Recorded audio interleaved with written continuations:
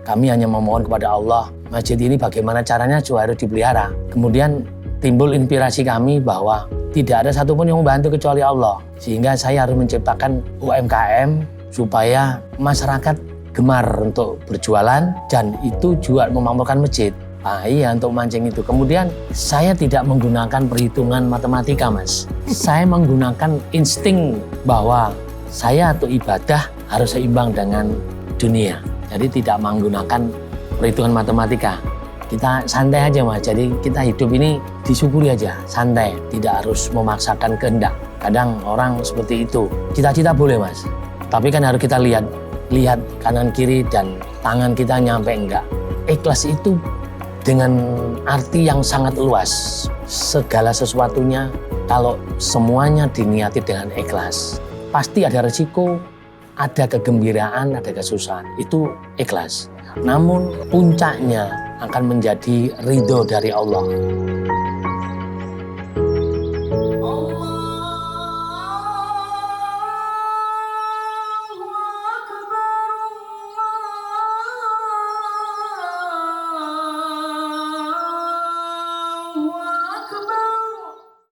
Bismillahirrahmanirrahim. Assalamualaikum warahmatullahi wabarakatuh. Perkenalkan, nama kami Imam Baidawi. Saya pemilik dari Masjid Jami Imam Baidawi yang berlokasi di Pare, Kediri.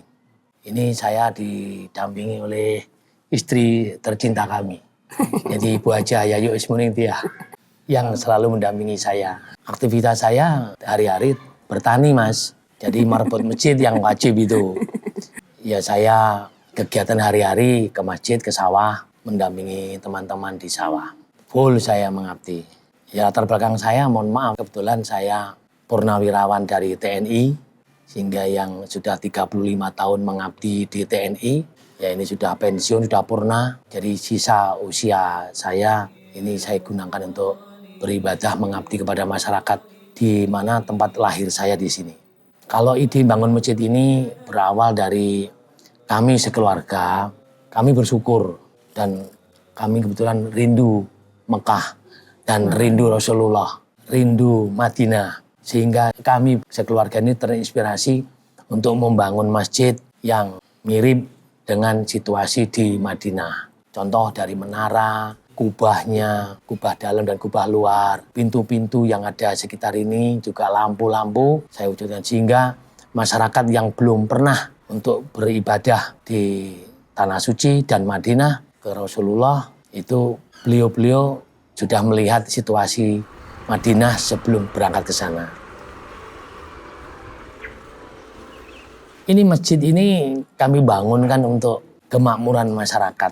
Kami hanya memohon kepada Allah, masjid ini bagaimana caranya supaya harus dipelihara. Kemudian timbul inspirasi kami bahwa tidak ada satupun yang membantu kecuali Allah. Sehingga saya harus menciptakan UMKM supaya masyarakat gemar untuk berjualan dan itu juga memakmurkan masjid. Nah, iya, untuk mancing itu. Kemudian kami membuat sekitar sini kebun, saya tanami jeruk, ada pohon durian, ada cabai, ada jagung, ada talas, gitu macam-macam. Itu untuk masyarakat sini supaya mereka gemar untuk di sini memetik. Dan itu juga hasilnya untuk kepentingan masjid. Jadi sehingga saya buatlah aviari, kolam renang. Itu semata-mata ada pemasukan itu untuk memelihara masjid dan memakmurkan masjid. Karena tidak ada pemasukan kecuali dari hal seperti itu, Mas. Kalau mengharapkan dari yang lain nggak ada. Jadi hanya itu yang kami harapkan. Sehingga kami harus ulet, kami mandiri dengan takmir-takmir ini yang saya gerakkan kerjasama untuk saling membantu memakmurkan masjid. Ya, kita digairahkan untuk alhamdulillah semakin hari semakin ramai masjid ini. Alhamdulillah, ini harus disyukuri ya kan. Karena gini, kita sejak kenal udah komit, jadi harus saling terima, saling mendukung gitu. Misalkan contoh dulu pada saat masih dinas, Pak Imam di kantornya juga aktif. Kami juga ikut ngikuti kegiatan aktif, terlibat di organisasinya juga. Sampai detik-detik pensiun. Jadi aktif terus, kami nggak pernah, alhamdulillah nggak pernah vakum ya. Terus ini dampingi terus sampai jenjang masa purnanya. Nah begitu setelah purna kita langsung banting setir ke pulang kampung. Kita kan kebetulan satu kampung gitu. Alhamdulillah ya. Jadi dijalani kayak air ngalir gitu.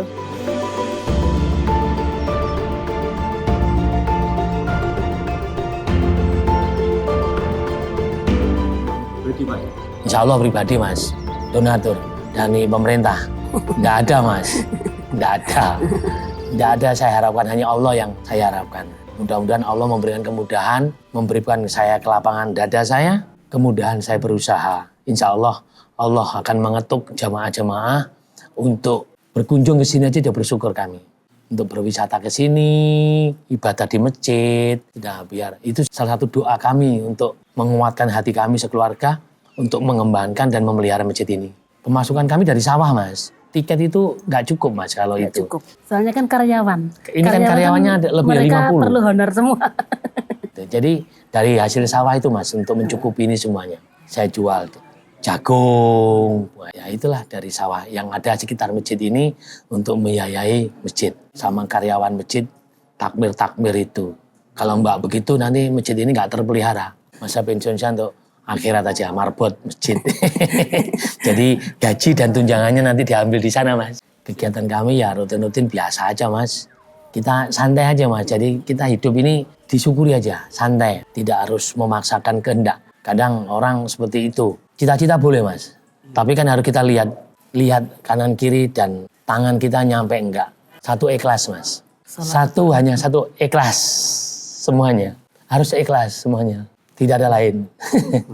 Kalau pengertian ikhlas itu Mas, mesti harus ada terkota-kota Mas. Ada yang hari ini bisa diwujudkan, ada yang besok lusa, ada yang akan datang, ada yang jangka panjang. Jadi enggak boleh Mas dihabisin semua sekarang. Gitu. Jadi semuanya kan harus didasari dengan perhitungan dan ibadah. Mikir Mas, mikir dunia Mas, besok makan apa saya harus mikir Mas. Ya tapi kan harus tahu diri, kan ada solusi yang lain. Contoh, ya ini hasil sawah yang selama ini saya kerja keras untuk saya tabung untuk ini, ya harus saya syukuri.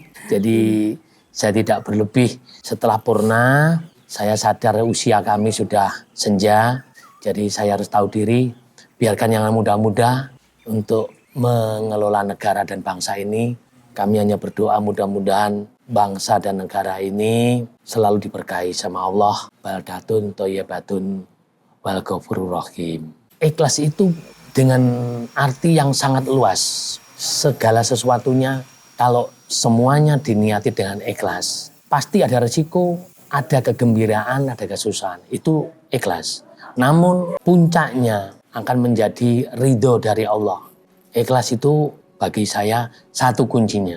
Segala sesuatunya tanpa didorong dengan rasa ikhlas akan nanti dalam hati itu akan ngedumel, ngeresulo, menjadi kecewa, itu menjadi bibit penyakit, menjadi hati yang tidak menjadi khusyuk. Ya, kalau sudah dibilang ikhlas, ya sudah segala sesuatunya. Bicara dengan keluarga, masalah keuangan, ya sudah. Harus ada saling mengalah. Apabila ada kebutuhan untuk masjid ini, mungkin kebersamaan ya kita dulukan untuk ibadah dulu lah. Walaupun saya juga sebagai kepala rumah tangga, pengabdian, kewajiban saya dengan anak istri, tapi tetap ibadah itu harus diutamakan. Karena semuanya akan ke sana larinya.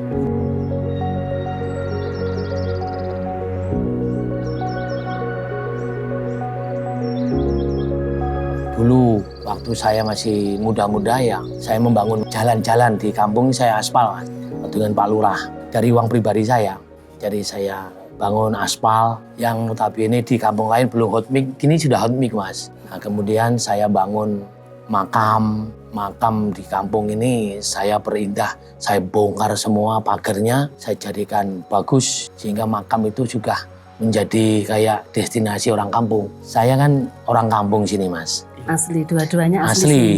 Kami ini sekeluarga itu ya bangun-bangun tempat ibadah yang notabene untuk mengetuk masyarakat supaya gemar beribadah ke masjid, ke mushola. Hingga saya bangun masjid dan mushola di sekitar sini agar ya sisa umur kami ini dapat bermanfaat di masyarakat.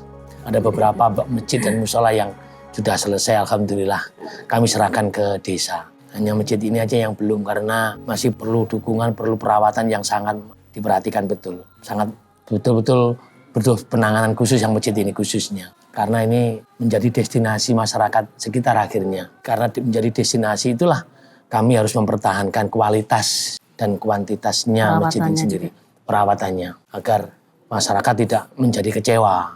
Tanah sendiri yang dulu tanah itu barongan, tidak bermanfaat, tapi itu kemudian tanah saya sudah bersertifikat juga karena barongan. Saya tanami padi juga nggak bisa, tanami palawija juga nggak bisa karena ini bambunya saya babat, saya bakar, saya tebang, saya bangunlah seperti itu. Termasuk masjid ini, lokasi masjid ini dulu tempat buang sampah ini, jadi bukan tanah pertanian, sehingga saya hanya menciptakan tanah yang tidak bermanfaat, saya rubah menjadi masjid, kolam renang dan aviari. Itu aja yang saya manfaatkan. Tidak punya usaha Mas, saya hanya sawah Mas. Kan harus punya keprihatinan Mas. Kalau hasil sawah ini dikumpulin. Lama-lama kan jadi bukit Mas. Dulu sawah harganya murah Mas. Murah, dulu kan masih murah. Ini kan zaman dulu, kita masih. Iya. Ya, saya beli sudah masih kapten. Tahun 95, masih lenan 1 saya beli itu. 1000 meter tuh mungkin 5 juta, 3 juta. Sekarang kan sudah miliar Mas. Tinggal kita memilih tempat mana yang memungkinkan strategis kita bisa mencari lahan yang ada nilai lebihnya nanti, begitu Mas. Kadang orang ya memikir beli tanah itu asal aja. Kalau saya berhitungan di mana lokasinya itu. Jadi beli tanah mungkin di sini, nah tanah ini dijual udah mungkin 10 tahun, udah berapa puluh kali lipat. Nanti beli lagi yang lahannya lagi yang memungkinkan nanti akan berkembang. Termasuk ini pun dulu enggak mikir kalau ini dulu menjadi begini ramenya. Ini kan dulu kan lokasinya kan di kampung, barongan-barongan buangan sampah deh. Orang nggak mau lihat sini Mas, karena jijik, mungkin kotor, mungkin mungkin nggak tahu dekat kuburan macam-macam, takut. Tapi saya beli tanah itu dengan tanah yang dibeli dengan tanah yang murah. Nah, alhamdulillah sekarang sudah sekitar ini dengan berdirinya masjid ini, sekarang sekitar masjid ini sudah harganya udah 10 kali lipat Mas. Ya ini kan salah satu untuk upaya membantu masyarakat, mengangkat ekonomi masyarakat. Jadi ekonomi kreatif kita ini ada hasilnya di masyarakat kita. UMKM timbul di mana-mana sekitar masjid ini. Orang jualan. Nah disitulah saya ingin seperti berarti keberadaan saya bisa diterima dengan masyarakat.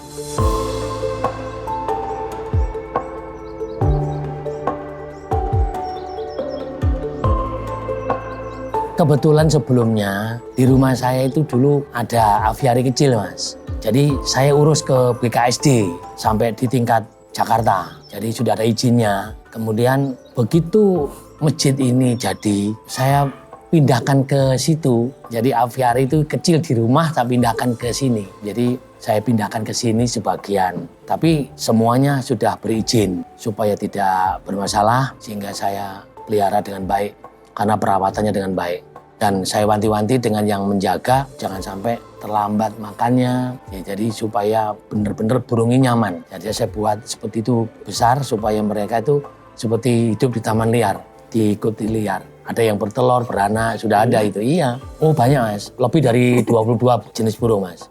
Yang umum, rata-rata umum, yang langka sedikit Mas. Rangkong itu udah izin, udah ada. Kemudian elang juga ada. Oh iya? Ada. Kasuari ada.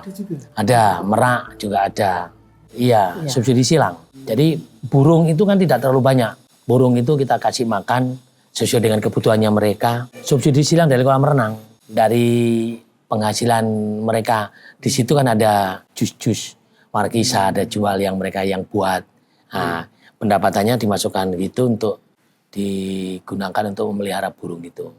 Khusus aviari 4 orang. Pagi bersih-bersih Mas, dibersihkan semua lahannya, kasih makan, kemudian nanti memeriksa kandang-kandangnya, kemudian pohon-pohon dahannya itu yang sekiranya ganggu ya kita potong atau kita itu aja nanti. Setelah itu mereka udah santai, kadang-kadang ngelatih burung-burung yang sudah biasa itu ya mereka latih supaya lebih dekat sama manusia, tidak takut. Terus anak-anak juga banyak yang suka juga kan? Iya. Oh senang itu anak sekolah. Anak-anak untuk sekolah, edukasi Mas. Edukasi anak sekolah. Berarti Bapak Ibu gurunya itu menjadwalkan kondisi aviari itu. Bapak Ibu guru gratis juga kita kasih. Bapak Ibu guru free, tidak bayar. Tidak bayar. Iya. Mereka yang mengajak adik-adik untuk bisa untuk menggerakkan itu kan di Bapak Ibu guru. Mereka dikasih free. Nggak pernah kita hitung Mas. Kita pokoknya kita hitung dapat sekian, nanti kita sisihkan untuk bisarohnya teman-teman setiap hari.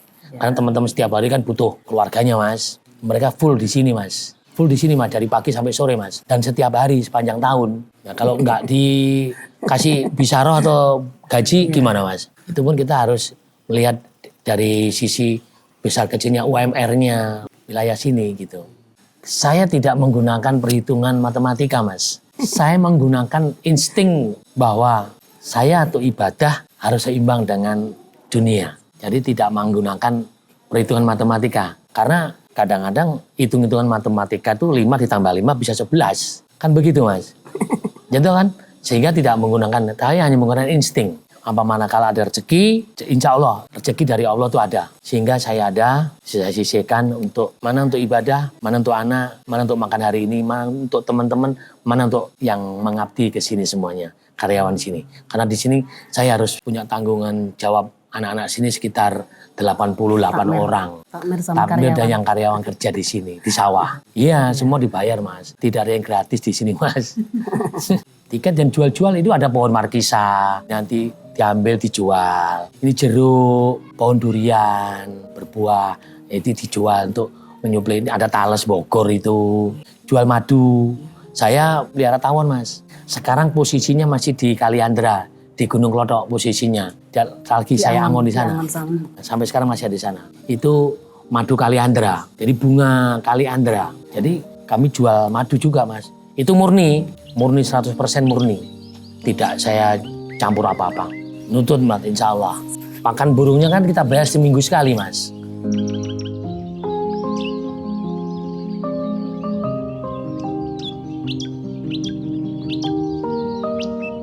Saya nikah sudah 32 tahunan lebih. Insya Allah sampai sekarang ya namanya rumah tangga itu ada turun naik itu lumrah lah. Tapi satu seiman dan seakhlak, saling menerima. Jenengan juga ikut berperan Bu? Harus itu. Iya. Harus Iya. ikut berperan karena ini kan untuk kesinambungan sehari-hari kehidupan kita. Ini untuk kesinambungan semuanya. Keuangan semuanya yang pegang ya kita. Yang itu Jumat berkah itu kan Yang nangani kita Nangani masak dia. sendiri di dapur gitu. berkah itu. Kayak nanti Jumat ini gitu kita masak sendiri. Kalau pesen di luar ya nggak cukup kan rutin kan, ini kegiatan rutin kan gitu. Kita harus saling mendoakan supaya kita sehat. Pertama kan sehat dulu ya kan. Nah setelah itu untuk rezeki kan kita pasrah ke Gusti Allah. Insya Allah itu dilancarkan, dimudahkan sama Allah gitu. Jadi ikhlas kuncinya kita. Anak-anak juga demikian. Pada saat Pak Imam membangun masjid ini, Anak ngasih support. anak mensupport semua. Anak mensupport gitu. itu. Akhirnya ya udah terbentuklah masjid ini Ya. gitu.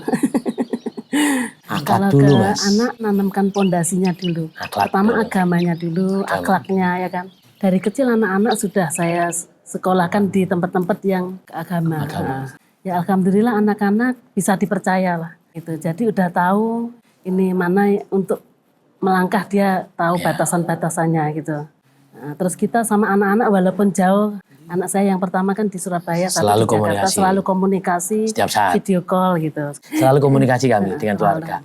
Anak saya yang nomor 1 di Surabaya kebetulan dokter, istrinya juga dokter, ya kerja di Surabaya. Jadi alhamdulillah beliau juga mengabdi di bidang kedokteran dengan masyarakat. Anak saya yang perempuan juga di Jakarta, dia juga mengabdi kepada masyarakat di bidang seni dia. Dia seniman. Jadi seniman. Hingga masing-masing.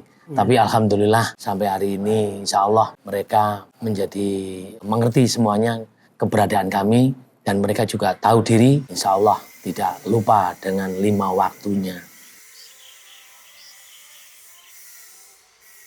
Waktu yang akan datang itu waktunya anak-anak muda untuk berjuang mengabdi kepada bangsa dan negara serta agama. Jadi kami berpesan kepada generasi muda, generasi Gen Z dan Alpha terutama, jangan pernah mengendorkan diri untuk berusaha semaksimal mungkin yang terbaik untuk diri, keluarga, dan masyarakat sekitarnya, terutama kepada bangsa dan negara. Jangan pernah berhenti untuk mengabdi, jangan pernah berhenti untuk berkarya yang terbaik, terutama untuk bangsa dan negara. Dan juga terutama di bidang agama. Jangan pernah berputus asa, jangan gampang tersinggung, jangan pernah malu untuk berusaha. Jangan pernah Jangan malu. gengsi juga. Jangan ya kan? gengsi. Apa aja. Karena selama itu halal, ya kita jalani. Kadang-kadang anak sekarang ini gengsinya tinggi sehingga malu. Nah itu yang membuat dia menjadi kikuk atau ragu-ragu untuk berbuat yang terbaik. Kalau saya ini pesan yang penting menghadapi sesuatu itu kita harus pertama ikhlas tadi ya. Kalau yang untuk anak-anak ya kan, untuk masa depan harus tekun ya kan. Baik tekun belajar, ya kan, tekun ibadah. Itu aja sih kayaknya. Terima kasih Mas. Kami beserta istri dan keluarga Takmir Masjid Jami Imam Baidowi mengucapkan terima kasih kami untuk kegiatan di masjid. Mudah-mudahan masjid ini membawa keberkahan. Jadi mohon maaf apabila di dalam pertemuan kita ada salah dan khilaf kami, mohon dimaafkan. Dan semoga mohon doanya mudah-mudahan Masjid Jami Imam Baidowi menjadi masjid yang penuh keberkahan. Sebagaimana Rasulullah dimohon kepada Nabi Ibrahim bahwa Mekah Madinah menjadi masjid yang terbesar. Itu yang harapan kami. Saya Imam Baidowi beserta istri mohon diri dan terima kasih. Wassalamualaikum warahmatullahi wabarakatuh.